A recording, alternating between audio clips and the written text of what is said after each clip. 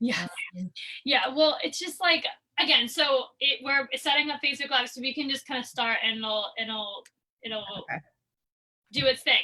So That's thank you so much for being here. I don't know if you know, but when COVID really hit the capital region, we started doing these like live conversations every day, multiple times a day, with me or Marcella, with members from our community, just to check in, see how they're doing, what's going on. And what helps me in this time is to know that like I am not the only one feeling all of the feelings right now and feeling all of the stress and all of the anxiety and just it's actually like moments of sheer terror and bliss, and that's also the ride of a small business owner like any day. yeah. So during this time it's even more so, but it's helpful to hear other people's stories and their perspectives. It kind of like grounds me, and so that's kind of why we do this. And because things are getting a little um like weird out there all up again, we're like seeing numbers going up, and think of what you will, like everyone has to continue to adapt and evolve their businesses to be able to sustain themselves during this time. So I connected with you, like I guess like, was it a couple weeks ago, maybe a month ago, A I don't month know, I ago. can't keep It track of time. exactly feels like forever ago, but I don't know, the days are just blending together. I don't know about you. Like I don't keep track of days anymore. It's just Monday to Sunday, and that's about it. Yeah, I think it was a month ago we had a conversation, and you actually followed me on Instagram after I did a review for the Nest in Schenectady. And I was like, I just look every time I get a follower, I just look to see if it's somebody I know. And I was like, oh, the palette, because a friend of mine, Olivia, who I work with, mentioned it a couple months back, and then we just kind of fell off talking about it. And I was like, you know what? I'm intrigued. Why not? Like, what's the harm? Like coffee conversation. And it evolved from there. And here I Yeah, am. yeah. So tell us, what you do for work. You're probably, I'm assuming you are working from home. I just know that already. Yes. Everyone's Yes. That's my working. bedroom. Yes. It's a great little office space you got there, and it's Yes. quiet, but it comes with challenges. So tell us more of like how you're doing and how you're like, keeping your head right during this time. It's definitely hard. I think the summer was a lot easier, or when I was home, like it was a bit different where there's a house full, my family, my cousins, everybody was there. So it was a bit different. Then when you came here, the summer was fun. There were still restaurants were opening up again. There was all of that. So the last couple months were definitely a bit harder being stuck at home, especially the time change really affected me. I think getting dark at 3:30, 4 o'clock. So I think it's a lot of just trying to do things that, or just get myself outside, even if it's for half an hour a day, because at least for work during the winter, you left in the morning and you came back in darkness, but you were around people all day.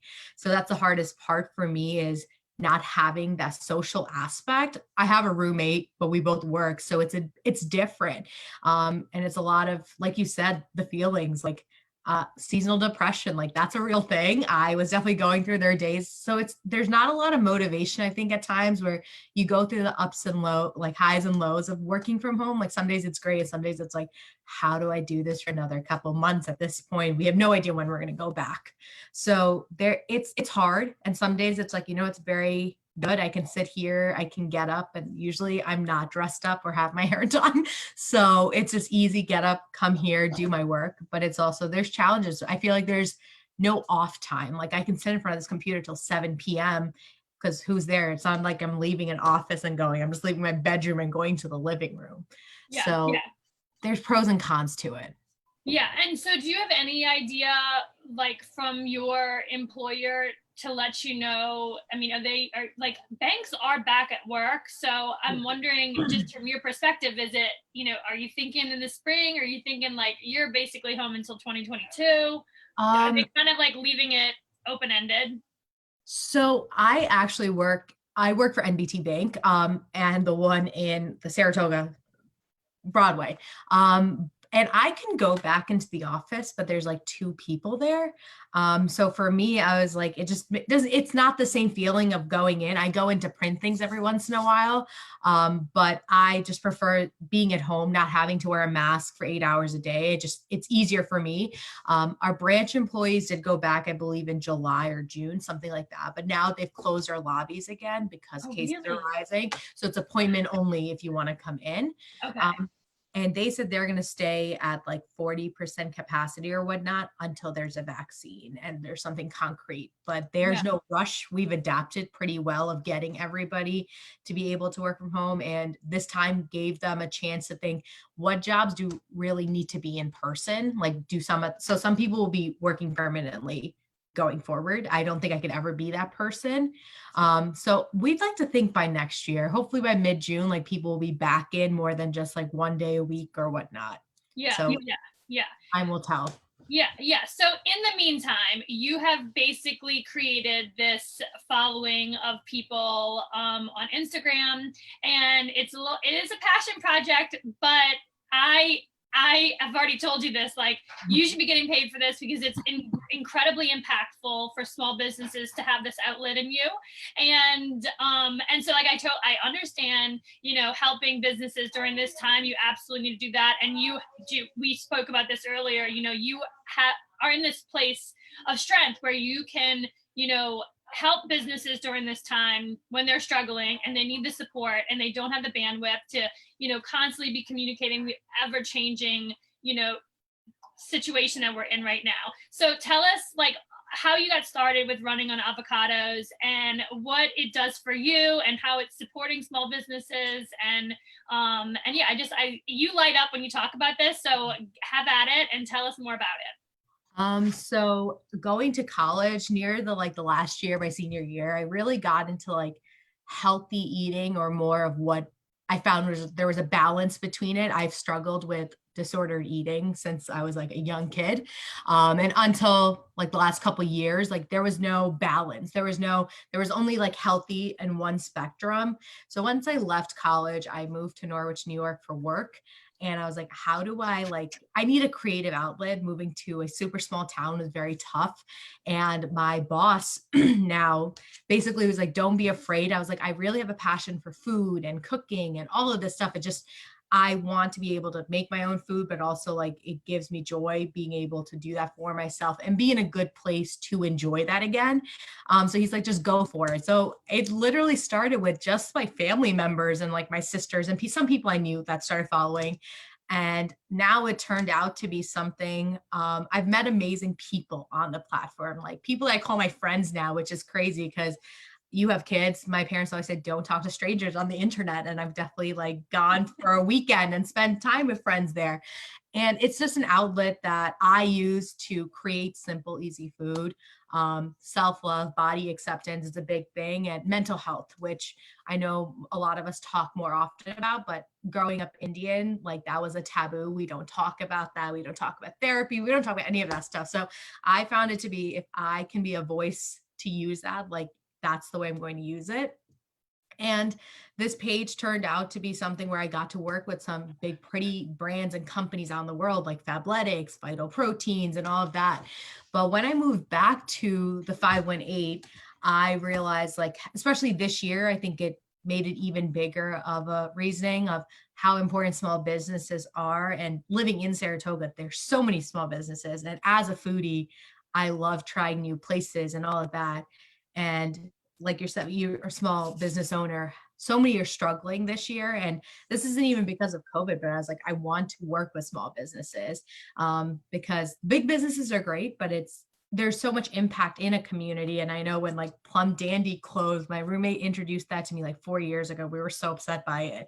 So there's places that have to close, and it's very unfortunate. So if I can contribute with my community, whether it is 518 people or posting on the 518 Foodies Facebook group after I share on Instagram, it's just to show awareness, like, okay, you're open, or what are you doing? Are you doing grab and go? Are you still doing inside dining? And it's a great way for me to also like find new places to try and eat and go out and just immerse myself into the community that I am a part of. I think I decided when I moved here, I didn't want to be like a bystander, just somebody that's living here to live here.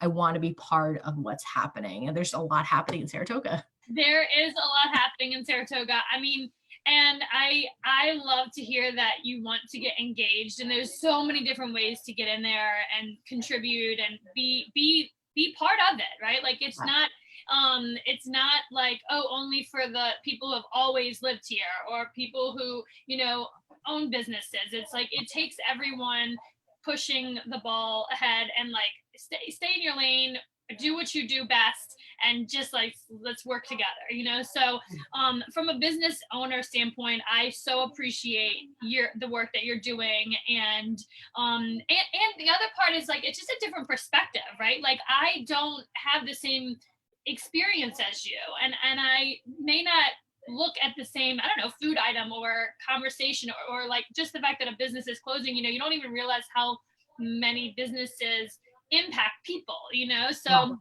you know, my daughter Posey was so upset about Plum Dandy too. She used to go there with her babysitter all the time. It's actually where she had her first ice cream at Plum Dandy. Yeah. So my roommate literally has been, she's like a Boston Spa, like this area native. And she's like, I used to be going there since I was like a kid. And she's like, it's what I realized, like there's a local deli from where I grew up and they had to close their doors. And I was like, when I say like, it broke my heart because like my sisters went there, I went there, the guy to this day knows who we are. Like, so when a place, because it's not just a place you're going and eating, there's community, there's people there that like impact you in some way, whether it's a story or memory. Like I still remember my sister used to go there every Tuesday before work, she and my cousin, and he recognized, he's like, wait, you're her sister. I know exactly what she gets. And like, and I was like, it's those little things where you're not going to get that. And like from like a big place where there's so many people, they may not remember you. So, and they're the bread and butter of communities like this, like the local small businesses. And for me, I was like, if there's a way I could help and like market in a way that's probably cheaper than putting it in a newspaper or something like that. And social media is the new way of marketing and technology, where I know there's companies I've worked with that their main marketing focus or social strategy was social media. That's how they worked with people and brought their businesses to life. Oh, absolutely. I mean, we're seeing new businesses popping up all the time who get it, who are engaging in it, and they're doing everything that they can to use it as it's free. It's free marketing. You can literally do it all by yourself if you wanted to. So, but like from my perspective, and I mentioned this earlier, I'm a small business owner. I have 3 kids. Like I don't have the bandwidth to constantly be communicating all the things that are happening here, you know? So we do rely on, you know, influencers and accounts like yourself or just customers. You know, people don't realize the importance of customer referrals and I mean, people just sharing what it is we're doing. It's so important, you know. And there was like another meme that I saw recently, you know, how we're pushing like, oh, buy local, support small businesses, you know. You don't have to always buy things from those businesses. You could post a positive review. You could just share on your own pages or send out an email if Facebook isn't your thing or Instagram's not your thing. Like tell people that you need their support, you know. And I am so not shameful to say that these are hard times, absolutely hard times. If my businesses don't continue to operate and survive this, I don't put food on the table for my family. I don't pay my mortgage, you know. And not only that, we don't pay for Posey's dance classes. We don't pay for, you know, soccer, you know, all of those things. It is a ripple effect. And sometimes, well, I mean, it's clear that people forget that and they don't have a clear understanding. You know, actually, I wanted to talk to you about this. You know, it's funny because I remember when I was growing up, I used to think, wow, small business owners must be like so well off, you know, to start your own business, to run your own business. You know, there's this misconception that we're paying ourselves. You know? And I think that COVID really shed light on the realities that small business owners, mom and pop stores, they pay themselves last, they pay their employees first, they pay for their kids' stuff, they take care of the rent, they keep the lights on, and it's only until all of those things are paid up that they pay themselves. So it's like this, I think that is an important thing to recognize and acknowledge during this COVID stuff. It's like, to no fault of small business owners, like no fault of their own, they are on the verge of closing up shop, not being able to survive. And you can even do, like, there's no denying we have done so much to stay afloat and stay in the game and be in this place of strength. I mean, we are collaborating, we're partnering, we're making up different things and putting other offerings out there for people to continue to support us. And it may still not be enough, and it's the reality. That is like a really harsh reality. I don't think people really understand just how on the brink small businesses are right now. Yeah, I mean, I don't own a small business. I think that's one of my fear of failing, fear of unknowns. That's probably why I haven't got into that full time. Like, even like, there's many influencers I know that run these pages full time, like that is their job. But I think the fear of unknown is a lot of it. But I got to, like, it made you realize, like, I think Saratoga, like, I've been here during the summers, and how much a summer here impacts all these small businesses, and not having track season or all these tourists up like they usually do. It definitely makes an impact, because I know some places they're like, the winters were open, but you don't really need the winter to survive. That's what those May 31st to Labor Day weekend is for. So I was speaking to someone at a store, and she's like, yeah, it's like, I saw her last year and she was doing fine. And this year she's like, no, like it's very sad to me, because these are people like yourself that started businesses that their passion, and all it took was a couple of months of what COVID is, and it may still be, to topple that over. And now, knowing this was my lifeline, now it's one, can you stay afloat? And if not, what's next? And it gives me, like, I feel so bad, and it's like, how do I help? I don't even know how to help you with that. But you're doing it. Then that's my point. It takes everyone doing everything that they can, right? Like, and giving it all. Everyone has a role to play in this, and what you're doing is so important and so helpful and meaningful to these small businesses.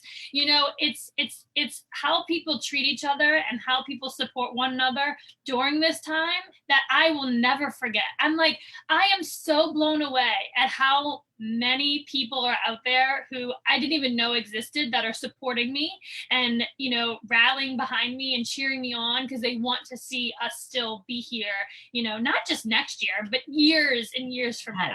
Yes. So I think it's really important to acknowledge that just the work that you're doing, and that every single person has a role to play in this. And you're not just like this, like whatever Instagram page, like every single person, if it's only just like one person that sees what we're talking about right now, it's inspired to reach out to you and say, you know what, I actually could really use her support. I mean, don't you want everyone to be knowing what it is you're doing, and why not be reaching out? So that's the other thing that I think that is a hang up for some business owners. Like, they would never reach out to you and say, will you share this? Will you post? There's another person that has a huge following, and I'm super good friends with her, and she's kind of like shared this too, where it's like, people, they don't reach out as often as you would think to ask for help. And if you don't ask for help, if you don't get it. So it's like, I'm my kind of mindset of it is like, I could reach out to you and say, I mean, obviously, like, you being a member of our community, it's besides the point. If I was a business owner and I was afraid to just reach out to you and say, hi, Christy, running on Avocados, like, hey, how you doing? Will you share this? This would be so helpful for me.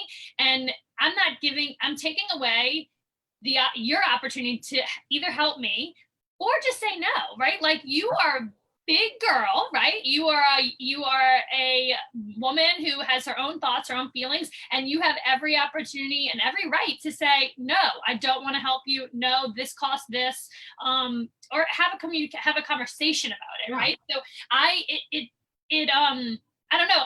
I feel like a lot of business owners need to get out of their own way right now. Like, we are all in the thick of it. We are all struggling. We are all working our little fannies off to, make it through this. Reach out to somebody and say, will you help me? Will you, even if it's just a share, or like even your customers, like, you love palettes so much, you love the biscuits so much, will you please tell everyone about the biscuits? Yeah, or just having a conversation. I think a conversation goes a long way. What's it called? There was a company in the 518 area and reached out. I gave my cost of what typically you request, how much I might charge. And then they came back a little, they're like, we can't do this right now. They're like, maybe down the road. And I was like, you know what for now, we'll talk about that come next year or whenever but I was like, send me the product that you guys are offering. Let me test it. Like, whether it's posting it. I was like, I really enjoyed it. Like, I've been telling people all over, like, go buy this product because it's delicious. And for me, it's just like, you know what? At the end of the day, like, now they probably weren't, but now they send me stuff all the time. They're like, do you mind sharing this to your people? And I was like, you know what? Yes. And sometimes it's a little bit of, I think they probably felt a little off when the cost. And I was like, not everybody can afford it. And I completely understand, but just have that open dialogue, because I'm never going to say no just to say no, unless your company, whatever you do, don't align with my beliefs. I'm very strong about that, because there's a lot of people that say they believe in things and then just post just for money. And I've told myself I'm never going to be that person, because whatever I share, I want to be very authentic, that people can trust me in my opinions and reviews or whatever it may be.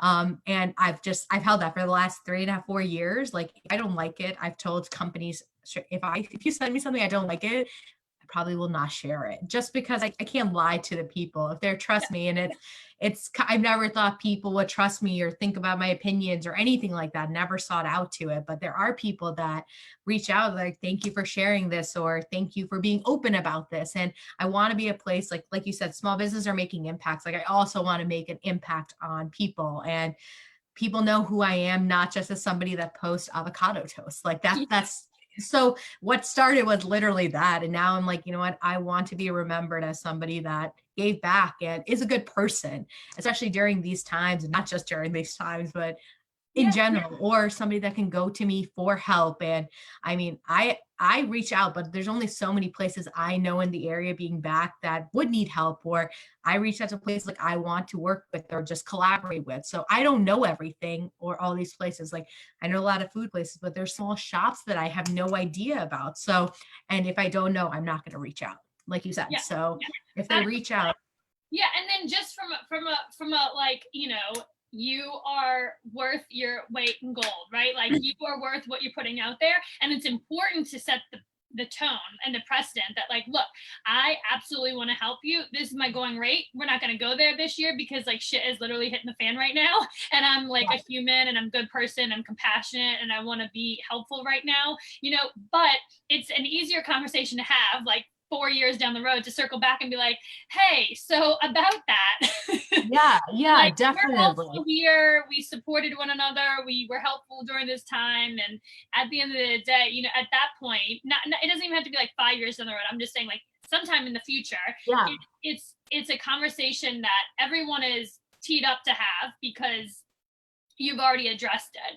And, you can never forget about your time that you're putting into this, and like what it takes away from your personal life to be doing these things. So definitely.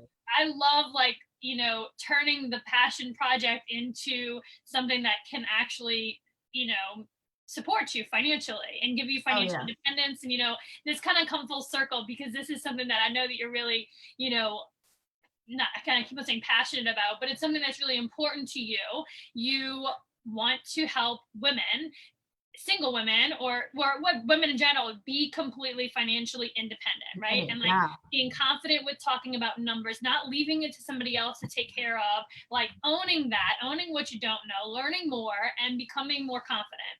Yeah. So this is something hopefully 2021, because I was talking to Marcella about it. So as much as food, I think if my boss heard me right now, he'd be like, "Oh my God, this is crazy." I'm like a financial nerd, and I want to help people because my parents are very good financially savvy. So I still remember as soon as I started working at NBC, they're like, "Find out what day you can start putting money into your 401k. Like you need to do this. Like you need to be prepared because unfortunately we work to retire, which is stupid, but that's besides the point." So all of these things, whether it's investing, all of this stuff, like nobody teaches us this. Like I think colleges do such a disservice that they don't teach us about this. My sister is going down like the medical route. She has no idea about anything. And I'm like, how do you go into the real world like if your parents or people around you are not telling you about this stuff? Like, can you invest before you're 40 years old? Yes, you can. But who's telling us this? Nobody's telling us this. So I want to be able, and I at the bank, I do like whether it's about 529 planning. So parents that want to prepare and want to help out their child in some way, but how do you do that before they're 18 years old and getting ready to go to college? So I do sessions on that. Retirement planning. We have this product at work where I just need to figure out how to like come and talk about it because I think it's a great way to invest when you're younger. So you're not waiting till like you're 50 years old. It's like, okay, now let me save money and do that, where nobody tells you that you can do it in your 20s if you are able to, or you save ahead of time. So I want to be financially independent. I'm slowly getting there, but just to help other people know that there is a way because and you don't need to pay a financial advisor to do that for you. Like you can have sessions like this. And it's something I think I want to do for Palette members because I know you guys do that. Do different sessions and talk about it because it's one, I feel like money's taboo and it shouldn't be. Like we should be talking about these things. We should be telling our friends and families different ways to help them so we can all be financially independent. So you can go on that vacation or you're not in debt forever. But yeah, that's something I'm very passionate about. I'm working on it at work as well. So it's both worlds. And unfortunately, I can't share everything on my Instagram page because we're a highly regulated bank. Yeah. So Yeah. there's so many things. So it's a lot of hoops I have to jump over to get that. But that's something like I asked my followers, like, what do you want to learn? What do you know? And it made me realize so many people don't know, but it's you don't know who to ask. I think is what the biggest thing was difference between a Roth 401k versus a traditional. So it's like these little things. I'm privileged because I work at a bank and because of my parents, but not everybody. And some people, I think what I realized, including my own self, is you're afraid to ask the questions because you're embarrassed to ask the questions. Yeah. But there's no question that's stupid. That's what I've learned. I just ask all the questions, whether it's dumb or not. Like Yeah, I mean, it is a weird, like, um, what is the word? Like awakening to be at a like in a conversation with people who you think are just so much more educated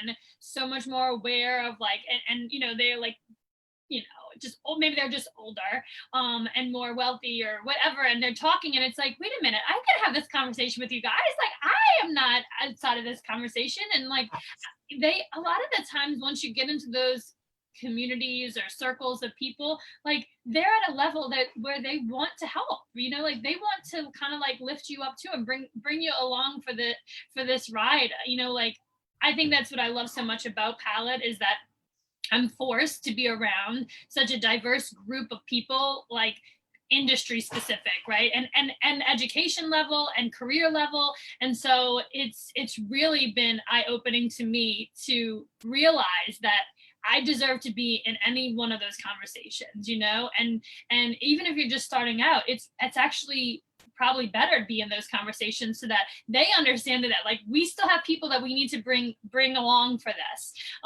conversation. And so I think that that's like my biggest takeaway about Palette is I'm constantly being like what is the word, like just introduced or immersed. introduced to like different types of people and different ideas and different ways of thinking of like, oh, like even just when, you know, when we first talked, you were saying how like when you were growing up, you know, your culture and your upbringing was just like either go into finance or go into the medical practice. Like those are the two, like hang your hat, you know, types of like pathways that you were kind of set in motion to do. And you don't realize how much it affects you to kind of just go down that one pathway. And I think we all have that. And but we can also just like so much benefit from different types of like Oh my God. experiences and cultures and bring them all together and like talk it all out, like no judgment and no like, oh, that's not how I do it. It's like, no, that is not how I do it. Like but I appreciate and I can acknowledge that that could work for you. Like what works for you works for you, what works for me works for me. But like we can still, evolve together and Yeah. benefit from the shared experiences. Yeah. And I also think like just even being there, it's only been a couple weeks, but the different opportunities and career paths that you didn't even know were out there, which is very interesting to me as a young person. Like you said, like for us, it's like me even going into business is very different from my like overall family, not just my immediate, the overall family. Not many people are in the business field. So it's going that way was one thing. And then like using this as like a side hustle as like Instagram, that was also like, okay, not many people are doing that. So I think it's very cool in this time and age where you can do so many different things. Like there is no one path, or even if you did go to school for marketing, heck, you could go do anything after. Like you don't need to stay in marketing, which I think is that's the opportunities are endless. And there's just so many people doing so many different jobs. Like I met Amy Ryan, and what she Yes. did, I've never heard of that. And I was like, but it's a job. So it's like it's very cool to learn more. And I'm somebody that like I'm always intrigued to learn more about different things. So hearing people's stories, I'm like, it's very interesting to know like you're not stuck in one thing, and you're so you don't have to be young, you could be old and still change your career path and know there are opportunities out there. So I think of like all the people that have failed many times, like big names we know, and didn't realize what they want to do till they're 40. So I have to keep reminding myself at 25, like I had like a clear cut image of finished college. Honestly, I thought it was going to be in New York City, not in Norwich, New York, like working for one of the big banks. Not what happened. But I was like, you know what, things are supposed to happen the way it is. And you got to stop, like I guess, comparing yourself to what other people are. Because I think I shared something where you are today, just because it doesn't fit in it, that doesn't matter. That's why I learned that I need to let go of what should have been or what I thought should be, and just kind of ride it as it happens, because nothing has gone the way I thought it was going to. And it's just like, it's been better in my opinion. But in the beginning, I'm like, oh God, this is not according to my timeline or things that I wanted to do, but it's okay.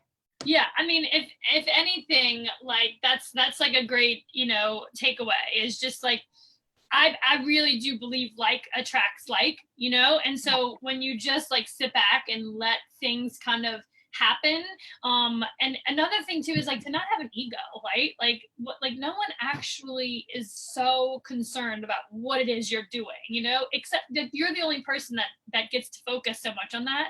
And it's just like I went to school for fashion merchandising. I thought I was going to live in the city, and I got there, and unfortunately I had like hung my hat on that. I was like, oh man, this is what I'm going to do, and it was so disappointing. It was like it was a great example of like, okay, this is the universe telling me that this is not going to work out like this, and then just being chill and just like relaxing and like letting things happen, right? And it's very hard. It's very like easier said than done, because I'm in this moment right now where I'm like, I had so many plans and so many expectations for palette and where to go from here. And it's just like all of that, we threw it out the window in March, and it's like we had to start all over again. And, it's going to be fine. It'll be whatever it will be. And what I try to focus on, in the present is like thinking and remembering all the people that have supported me during this time, and all the new people that I've met that I didn't even like, like even you, like you live right here in Saratoga, and I had never connected with you before. So it's important to focus on the things that went well.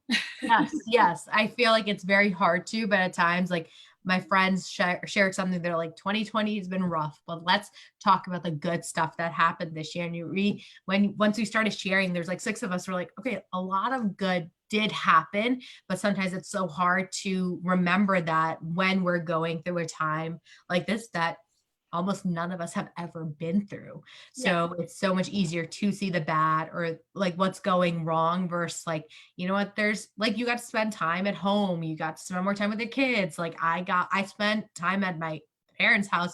Those are the longest since like I left for college. So all of these little things you just got to like, so that's what I try to tell myself. I was like, if anything, this year taught a lot of people a lot of different things.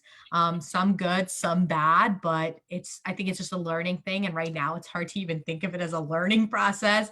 Maybe next year we'll think of it like that, but I don't know. Just Yeah, got it's to all the things that you got to do. Like you got to really focus on running on Avocados. You got to support so many small businesses during this time. And yeah, I mean, it's been a wild ride. And the other part is like it doesn't end anytime soon. So you might as well start enjoying the ride. Yes, exactly. So tell us where, like, tell everybody where they can find you.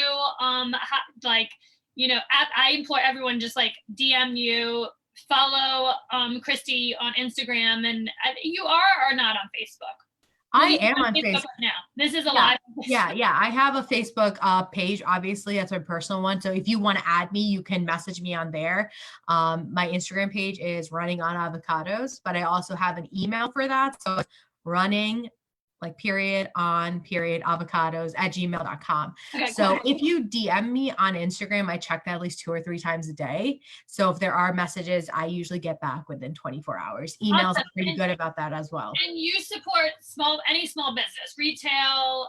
You do enjoy food and you're foodie. So like obviously but I will support like outside of it as well. If it fits in with where I am, I am more than happy to. Awesome. Yeah. Awesome. Well, thank you so much for being here. And I will see you really, really soon. Keep in touch and keep me posted on all the happenings. Okay. Thank you for having me. Bye.